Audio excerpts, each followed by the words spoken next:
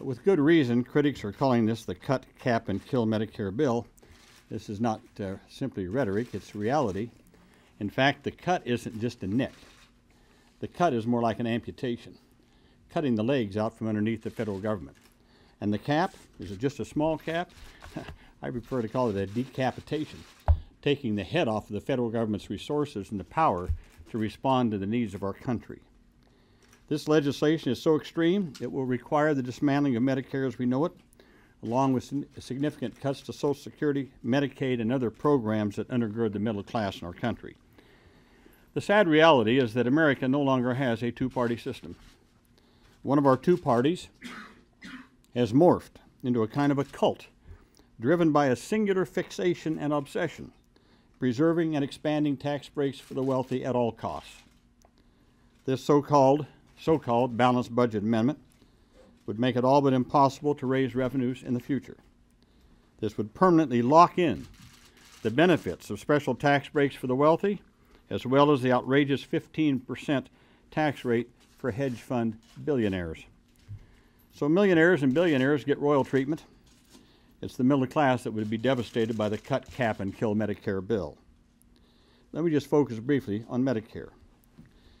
Where did the Republicans come up with this idea of capping federal spending at 18% of GDP? Why is it 18%? Do you ever ask why wasn't it 18.5 or 19.2? Where did they come up with 18? This is not an arbitrary number. It's a number with a purpose. The last time federal spending was at 18% of GDP was in 1966, before Medicare took hold. Got it? They want to roll it back to kill Medicare. The most elementary budget arithmetic dictates that you cannot limit the federal budget to 18% of GDP and continue to sustain Medicare. Not unless you're willing to cut the rest of the federal budget by 50%. So this new assault on Medicare comes hard on the heels of the so-called Ryan budget, the Republican budget. And what was the centerpiece of that? It was to dismantle Medicare, replace it with a private voucher program, with seniors paying 2/3 of the cost of their private health care coverage. So Republicans have now opened a two-front assault on Medicare. The Republican budget takes a direct, open approach. It just dismantles Medicare. And now this so-called cut, cap, and kill program takes an indirect approach to dismantling Medicare.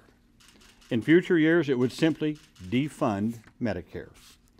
It would put the federal government in a fiscal straitjacket, allowed to spend no more than in the mid-1960s before Medicare, and at a time when the elderly population was half of what it will be in the years ahead. So there you have it, a so-called balanced budget amendment, permanently locks in tax breaks for the wealthy and special interests, takes a meat axe to Medicare, Social Security, and the whole range of programs that undergird the middle class. Frankly, this kind of uncompromising, ideological extremism should have no place in our democracy.